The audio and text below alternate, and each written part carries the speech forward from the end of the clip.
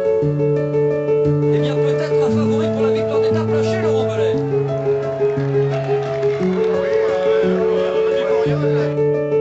C'est gentil Thierry, pardon. On fait pas de vélo le Thierry, hein, on voit bien. Il vient du foot le Thierry, on le voit bien, on le voit bien. Chute, chute, un coureur, Patrick. Un coureur est tombé dans le ravin, Patrick. Sur notre gauche, un coureur est tombé. Un coureur est tombé, il s'agit d'un coureur. Attendez, je vais regarder descendre devant le dos. Oui, je vais attendre. Je regarde bien Alex Soule. Avec l'attaquant de Michelek, là, c'est Nibali le premier à sauter dans sa roue. Franck Schleck est juste derrière. Et Alberto Contador qui vient de partir. Lance Armstrong est lâché. Lance Armstrong est lâché. Et il est littéralement impliqué, comme on dit, dans les milieux cyclistes alors que tout le monde le passe. Bonjour à tous et bienvenue pour cette nouvelle émission des commissaires de course. Alors pour cette nouvelle pastille d'intersaison, on va changer un peu par rapport aux deux premières émissions où vous avez évoqué Arkea Samsic et Delco Marseille. Cette fois-ci, on va partir sur le thème des jeunes des pays émergents. Et pour ça, j'ai avec moi Thomas. Salut tout le monde. Et Mathieu. Bonjour à tous. Alors pour présenter un peu l'émission à nos auditeurs, on a essayé de trouver un système de draft entre guillemets, c'est-à-dire Mathieu et Thomas se sont concentrés sur deux zones différentes et ils vont essayer de vous donner un peu leur bonne pioche ou leur pépite pour ces pays-là dans l'ordre de leur préférence. Alors pour commencer, Mathieu, tu voulais nous parler d'un coureur chinois, je crois.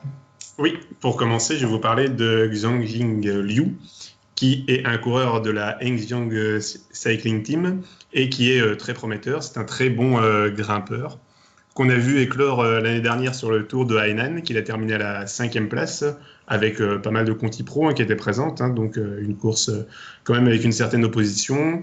On l'a vu ensuite sur le Tour de Fuzhou la même année remporter une étape. Et cette année, il a remporté le Tour de Chine 2, donc une 2.1 en Chine, donc qui se terminait avec, qui avait une ascension assez difficile, et il termine devant des coureurs de Conti Pro européennes comme José Fernandez de la Burgos ou Kevin Rivera Nodroni ou Ovechkin de la Terengganu. Donc vraiment un coureur qui est plein de promesses, qui a 21 ans, qui vient du VTT, qui fait beaucoup de VTT, et on le voit assez peu sur route. Il serait en train de préparer surtout son gros objectif, ce serait les Jeux Olympiques, donc de Tokyo en 2020 en VTT. Mais c'est un grand espoir du cyclisme sur route. Il espère faire le Tour de France un jour et être un des premiers Chinois à remporter, le premier Chinois à remporter une étape sur le Tour de France. Donc à voir ce que l'avenir lui réserve. Ouais, alors justement, puisque tu parles d'avenir, je vais essayer de vous poser la question pour chaque coureur que vous allez nous présenter. Les gars, comment tu le vois l'an prochain ce coureur chinois, quel prono tu mettrais pour sa saison? L'an prochain, je pense qu'il va faire une saison dans la lignée de celle qu'il a fait cette année. Il va rester dans son équipe chinoise, donc chez Hengjiang. Et ensuite, je pense qu'il va encore remporter 2-3 courses difficiles avec des arrivées au sommet. Je ne le vois pas encore vraiment partir en Europe dès l'année prochaine. Je pense que ça se fera plutôt dans 2-3 ans. Alors, son équipe a l'ambition, elle, de monter avec lui, en fait. Il y aurait l'ambition de monter en Conti Pro, voire, on a entendu parler même de World Tour par la suite. Bon, ça sera à voir. Mais je le vois quand même un bel avenir à ce coureur chinois. Alors toi, Thomas, pour ton premier nom, tu nous as trouvé un petit grimpeur colombien qui a brillé vraiment en début de saison, que ce soit en Amérique du Sud ou ensuite sur les routes italiennes. Oui, c'est le coureur né en 1999, Camilo Ardila. Donc Ardila a fait parler de lui en début d'année sur le Tour d'Italie Espoir, où il a survolé la course avec ses compatriotes colombiens. Donc il y avait aussi Alba, Peña et Rubio. Alba et Rubio ont signé chez Movistar tous les deux. Mais Ardila a signé lui 4 ans chez UAE. Il était convoité par de très nombreuses équipes World Tour. Donc Ardila, c'est un coureur qui a vraiment explosé dès sa première année chez les Espoirs en Colombie, alors qu'il n'avait pas forcément de très gros résultats chez les juniors. Il a notamment terminé meilleur espoir première année sur la Vuelta de la Juventud, donc c'est le Tour de Colombie Espoir en 2018, où il a profité de la domination de son équipe EPM, qui avait mis 4 coureurs dans le top 6, dont Daniel Munoz qui est actuellement chez Androni et Harold Terrada qui a signé chez Astana. Et donc cette année, il n'a certes pas gagné la Volta de la Juventud, mais il a clairement montré qu'il était le plus fort en remportant 2 étapes dont le chrono escalada. Oui, c'est un spécialiste des chrono escalada. Et donc il a ensuite profité de sa bonne forme et du parcours du Tour d'Italie Espoir pour s'imposer facilement sur cette course et signer ensuite 4 ans chez UAE. D'ailleurs, Pardon, je t'ai coupé, Thomas, excuse-moi.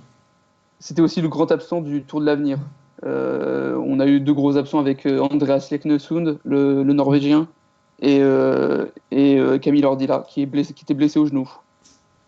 D'ailleurs, on ne l'a pas vu en compétition depuis le Tour d'Italie Espoir, si je ne me trompe pas. Qu'est-ce que tu penses qu'il est rétabli? Et puis, deuxième question, comme à Mathieu, à quel niveau tu le vois évoluer l'an prochain, Camille Ordila? Je pense que surtout que son encadrement a préféré le préserver pour l'année prochaine, puisque c'était une blessure au genou, donc ça semblait quand même assez important. Et pour l'année prochaine, je ne sais pas s'il va faire une saison comme Pogačar, mais je le vois honnêtement très fort dès sa première année. Ça serait pas étonnant, ouais. C'est vraiment une pépite. Alors moi, je vais vous parler rapidement de mon premier coureur aussi. Donc, je me suis concentré un peu sur les pays anglophones et sur l'Europe. Donc, mon premier, ce sera Finn Fisher-Black.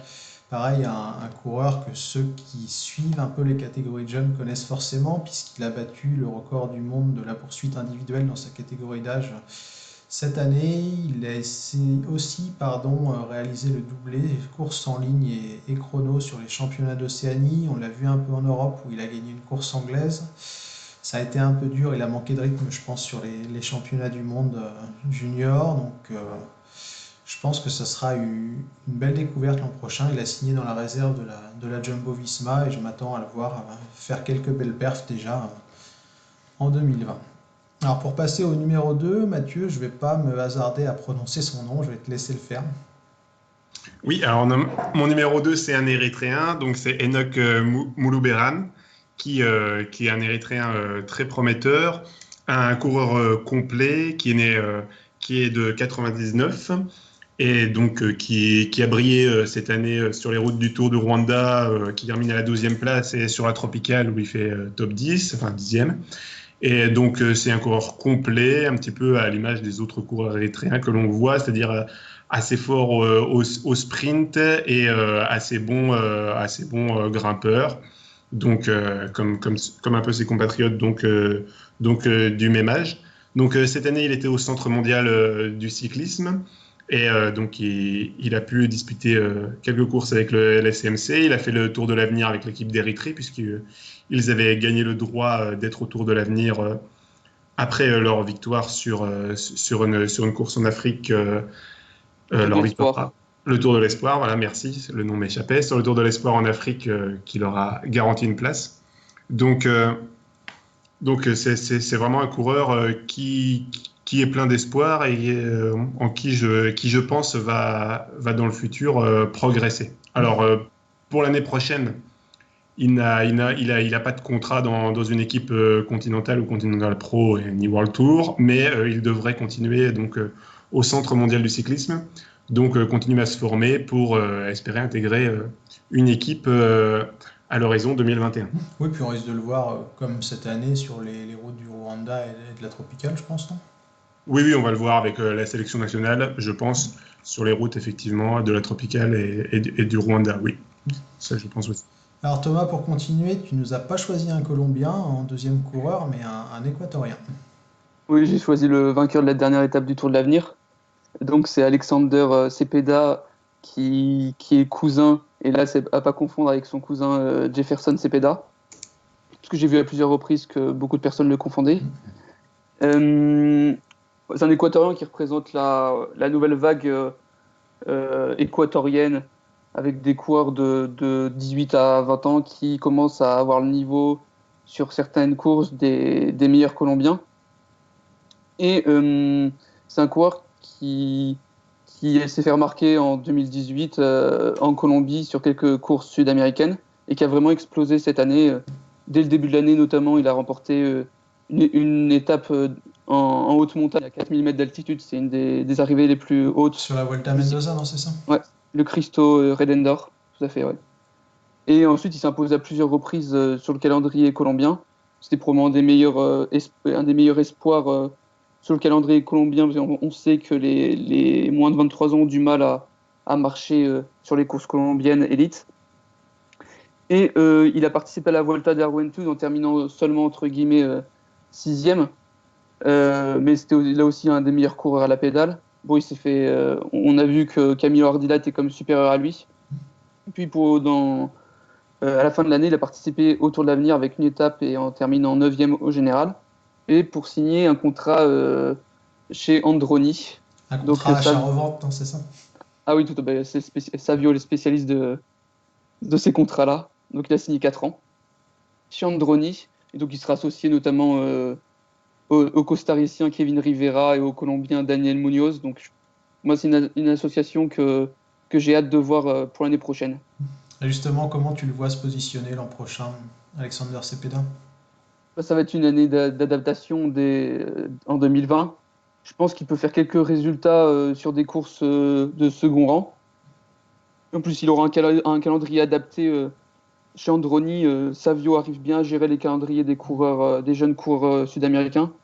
Mais je le vois bien faire des gros résultats sur des courses comme le Sibiu Tour. Peut-être quelques courses en Italie, pourquoi pas l'ancien Tour du Trentin, le Tour des Alpes. Faire quelques places dans le top 20. C'est possible, ça. Mais non, je le vois faire une bonne saison d'entame chez les professionnels. Et la question subsidiaire, combien d'années il va rester chez Androni, à ton avis? 2 ans. 2 ans maximum? Ouais, 2 ans, je pense. 2 ans, ça paraît. Ça paraît pas mal, ouais. Alors moi, en deuxième coureur, je vais vous parler d'un jeune Américain qui fait partie d'une génération que je trouve archi talentueuse, c'est Magnus Sheffield. Il était junior 1 cette année.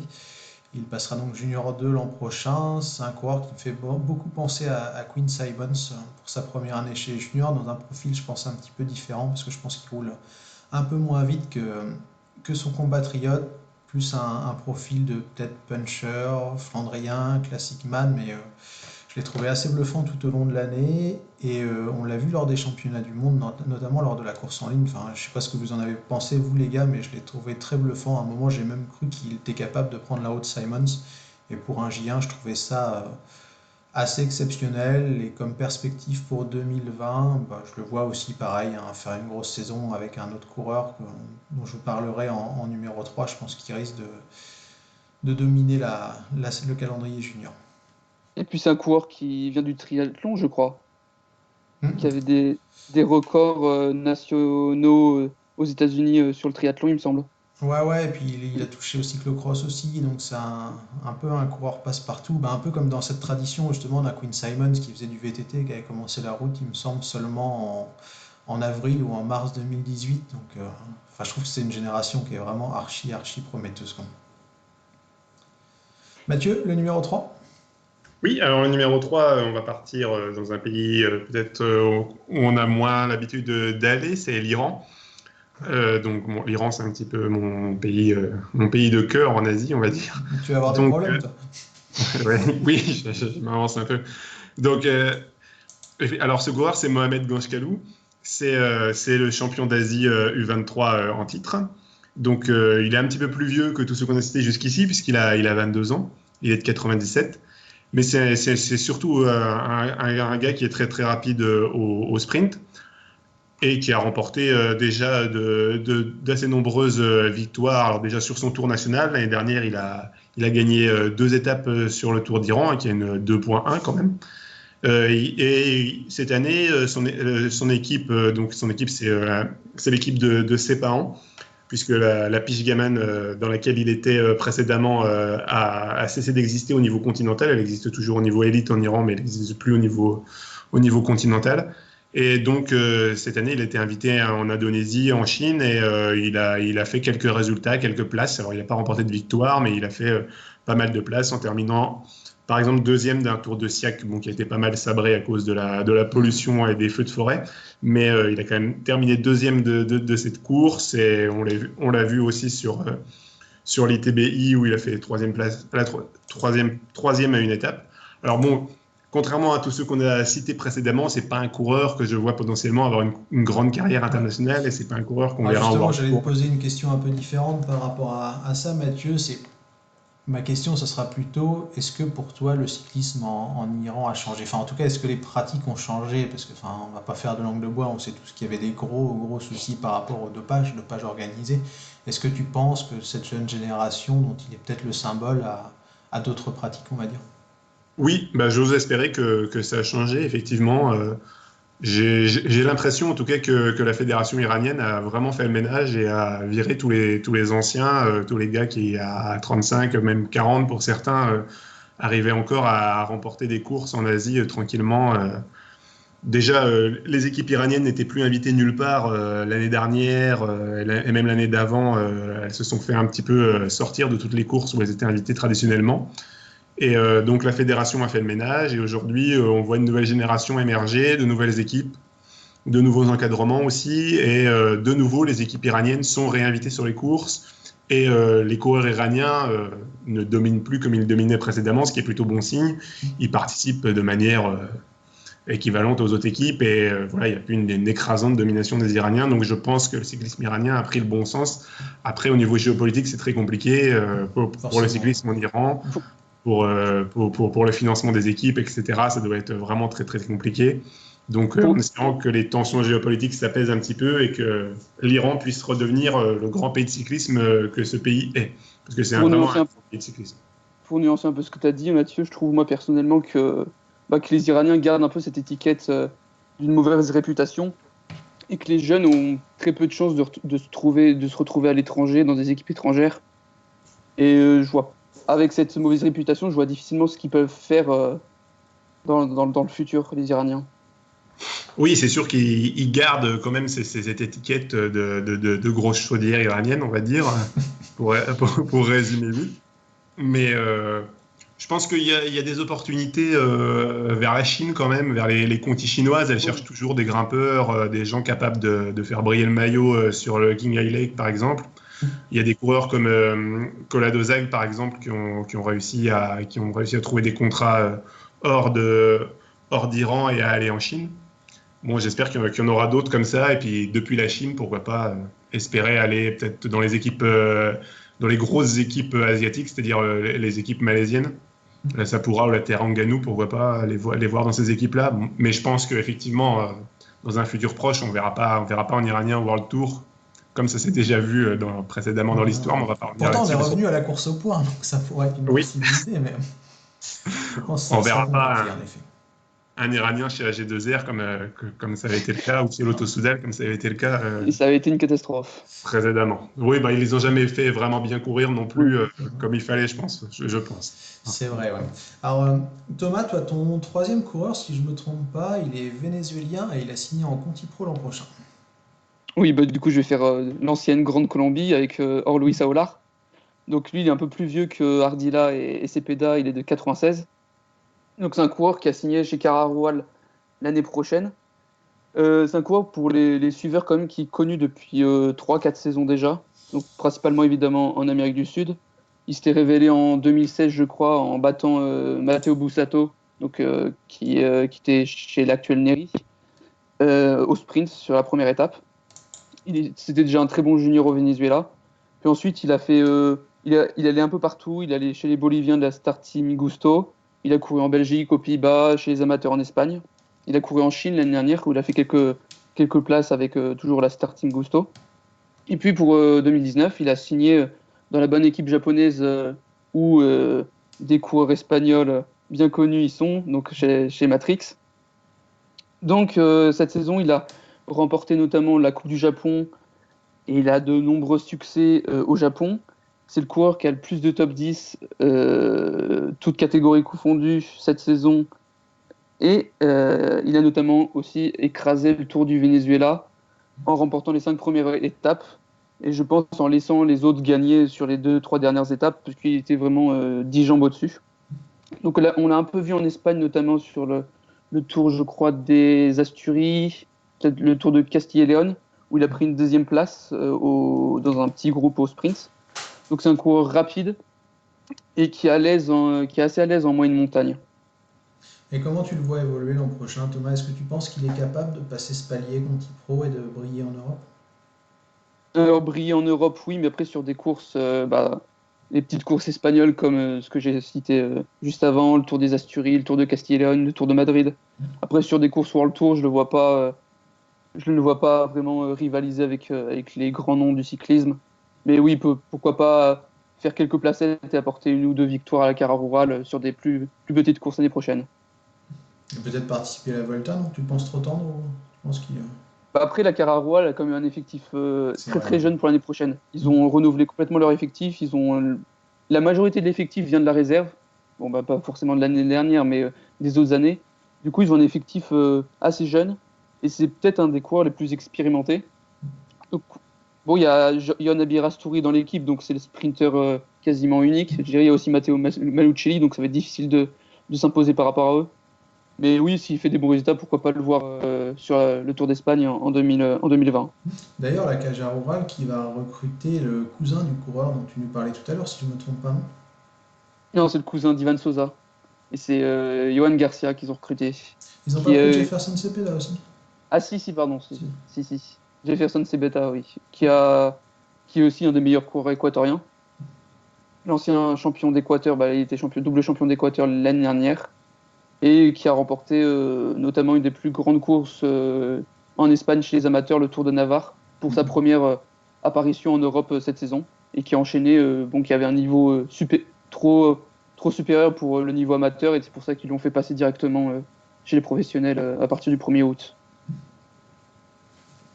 Alors, si on est bon, du coup, moi je vais vous parler de mon dernier coureur. Je vais aller vite parce que c'est pareil, j'ai pris que des juniors quasiment, donc ils ont encore bien le temps avant d'éclore. Donc, le dernier pour moi, c'est un Européen, un Ukrainien pour être plus précis. C'est Andrei Ponomar qui a été sacré champion d'Europe cette année alors qu'il était seulement junior.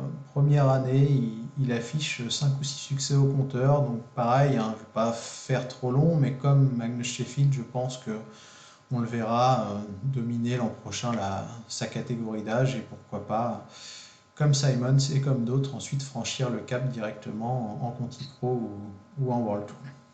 Alors messieurs, pour clôturer cette émission, je vais vous proposer de nous donner quelques noms en vrac, comme ça, qui vous passent par la tête. Mathieu, si tu veux commencer sur le secteur ou les secteurs dont tu nous parles depuis le début de l'émission. Oui, en vrac, je peux citer, on commence dans les familles, je vais citer Jacob Debesay, qui a signé à la Conti Groupama FDJ, donc qui est un coureur, un grimpeur très prometteur, qui a fait pas mal de très bons résultats, qui a gagné le Tour de l'Espoir dont on parlait tout à l'heure, 7e du Tour du Rwanda, avec une victoire d'étape. Donc un coureur très prometteur, un bon grimpeur, même si son Tour de l'avenir avait été un peu décevant à mon goût. Alors après, comme autre coureur, on peut citer Vadim Pronsky aussi. Bon, on l'avait un petit peu exclu au départ parce qu'il est kazakh, donc le Kazakhstan, c'est pas vraiment une nation en développement. Mais voilà, il a signé chez Astana l'année prochaine, donc c'est pareil, c'est peut-être c'est un très bon kazakh dont on reparlera sûrement dans les résultats World Tour. Et puis allez, un dernier. Pour faire plaisir à un membre du forum qui se reconnaîtra, je vais citer le Burkinabé Paul Daumont, pour terminer, qui est aussi un bon espoir de son pays, même si je ne pense pas qu'il aura une carrière internationale, mais en tout cas au niveau africain, c'est un bon espoir africain, Daumont. Alors c'est marrant, hein, je vais sortir un peu du sujet, mais je ne sais pas si vous serez d'accord avec ça, mais je trouve qu'il y a vraiment une séparation Afrique de l'Est, Afrique de l'Ouest. Je ne sais pas pourquoi, clairement. mais on voit qu'il y a Clairement. une fracture, quoi. Thomas, ouais, c'est ce que tu penses Oui, aussi? c'est clairement le cas. On a d'un côté l'Érythrée, hors Afrique du Sud qui est à part, mais on a d'un côté l'Érythrée, l'Éthiopie, voire le Kenya, qui proposent des très bons coureurs, et puis de l'autre côté, l'Afrique de l'Ouest qui a peut-être moins une culture cycliste et qui s'impose difficilement en Afrique. Ouais. Mais c'est marrant parce qu'en plus, il y a pas mal de courses en Afrique de l'Ouest au final. Oui, mais c'est ça, il y a plus de courses en Afrique de l'Ouest qu'en Afrique de l'Est. Et on voit pas trop de coureurs d'Afrique de l'Ouest émerger. C'est plus au Rwanda, en Érythrée, en Éthiopie, voire au Kenya. Mais c'est une question de moyens financiers aussi, hein, parce que l'Érythrée, elle met de gros moyens sur le cyclisme. Alors, l'Érythrée, il faut savoir quand même que c'est une dictature quand même assez terrible. Hein, ça équivaut presque à la Corée du Nord, on va dire. C'est d'ailleurs pour ça que c'est très compliqué pour les coureurs érythréens d'avoir des visas, parce que forcément, Oui. on pense qu'ils vont fuir le pays à chaque fois qu'on leur accorde un visa, c'est assez compliqué. Pour l'Europe, oui. Après, pour revenir sur la domination de l'Érythrée, j'avais vu un reportage qui explique que cette domination en fait, vient de la culture cycliste qu'ils ont eue lors de la colonisation Italienne, par ouais. l'Italie. Ouais. Et que c'est le cas aussi en Éthiopie, et que ça Oui. peut expliquer en partie pourquoi ils ont une culture cycliste qu'en Afrique de l'Ouest, il n'y a pas. Ouais, je sais Ils ont- plus qui avait signé un excellent papier là-dessus, ça me dit quelque chose justement. C'était assez intéressant. Mm. Bref, à ton tour Thomas, du coup, quelques noms en vrac, quelques pépites sud-américaines que tu connais. Bah, je vais citer déjà quelques Colombiens. Donc, Germán Gomez, qu'on a vu sur les championnats du monde junior, l'image qui a fait le tour du monde puisqu'il n'a pas été dépanné. Donc, ça reste un des meilleurs juniors en Colombie. C'est un coureur qui est très complet, qui n'a pas forcément le profil de grimpeur comme ce qu'on peut penser des Colombiens. Mais je pense qu'on reverra ce coureur dans le futur comme un des meilleurs Colombiens. Je vais citer aussi Rafael Pineda, qui est un grimpeur. Et je pense qu'il va être une des révélations colombiennes l'année prochaine. Et aussi un coureur qui aurait signé chez Bahreïn, donc il n'y a pas encore de confirmation, mais qu'on a vu en Italie, notamment sur le Tour de Val d'Aoste, et qui était même inconnu des suiveurs, c'est Santiago Buitrago. Donc c'est un coureur comme à suivre. Et aussi, toujours en restant en Colombie, John Alonso, qui a couru en France, qui a fait 3e de la Classique des Alpes Junior, et qui a été repéré de cette façon par la Van Rysel, donc qui est une structure junior très proche d'AG2R. Et il a été emmené en Europe par la Team Inca, donc c'est une équipe dans le Cantal qui recrute des coureurs d'Amérique du Sud, comme des Boliviens, des Péruviens, des Colombiens. Et puis pour aussi ne pas parler que des grimpeurs, parce que Alonso est un grimpeur, il y a Nicolas Gomez qui est chez Colpac, qui est pour moi le futur du sprint colombien, et que je verrai bien chez Quick-Step les prochaines années. Donc je continue quelques noms.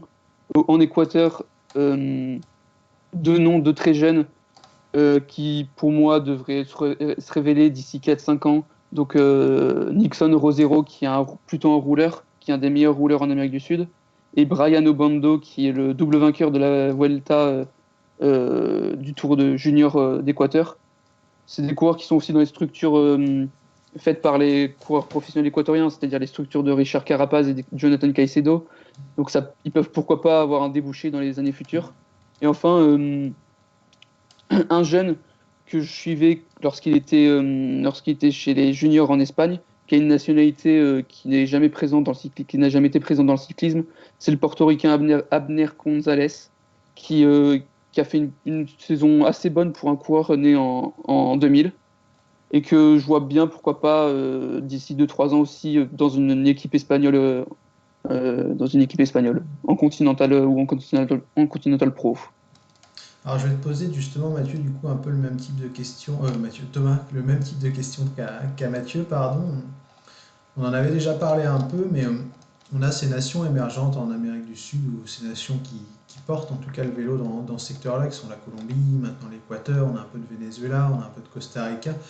Mais quelle est, à ton avis, la prochaine nation qui serait prête à éclore et à proposer des grands grimpeurs dans la lignée des Colombiens et des Équatoriens dans une moindre mesure? Pour moi, honnêtement, il y avait quasiment que l'Équateur qui peut prétendre à ça. Parce que c'est un pays qui, quand même, au niveau du sport, qui n'est pas forcément développé. Il y a beaucoup de problèmes. Il y a peu de fédérations vraiment qui s'investissent dans le sport. En Équateur, par exemple, c'est uniquement la province de Carchi, les associations de la province de Carchi, qui est frontalière avec avec la Colombie, pardon, qui fait quelque chose pour le cyclisme. C'est d'ailleurs la situation est quand même assez critiquée par les coureurs comme Richard Carapaz, comme Jonathan Narvaez. Donc moi, je vois vraiment uniquement l'Équateur. Et en Amérique du Sud, les autres pays, je ne vois pas d'autres pays émerger les années futures. Le Venezuela, quasiment aucun moyen, même s'il y a beaucoup de courses. Il n'y a pas forcément de talent individuel. Je pense que ça passe par 2-3 gros talents qui peuvent faire émerger le pays. C'est pas trop le cas dans ce pays-là.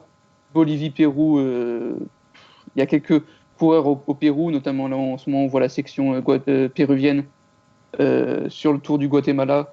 Ce sont des bons coureurs pour un continent comme l'Amérique du Sud, mais ils n'ont pas le niveau pour aller en Europe. Bolivie, c'est inexistant. Et Argentine, Uruguay, c'est pareil. Il y a peut-être Argentine qui est capable de faire ça, mais les problèmes de dopage. Ouais. C'est aussi un circuit assez fermé. En Amérique centrale, je ne vois pas non plus des pays vraiment avoir un boom dans le cyclisme les années à venir. D'accord, donc selon toi, pas de nouvelle nation en Amérique du Sud à émerger assez rapidement Non, uniquement l'Équateur, c'est tout, je dans le pense. futur. D'accord, bah, je pense qu'on a plus ou moins fait le tour de la question. À moins que vous ayez quelque chose à rajouter, messieurs, je propose qu'on conclue l'émission. Oui. Je pense qu'on a bien fait le tour. Parfait, bah, du coup, n'hésitez pas à nous poser des questions quand on va diffuser l'émission ou sur nos forums. Et pensez aussi à vous abonner à la chaîne. Bonne soirée, au revoir. Au revoir. Au revoir.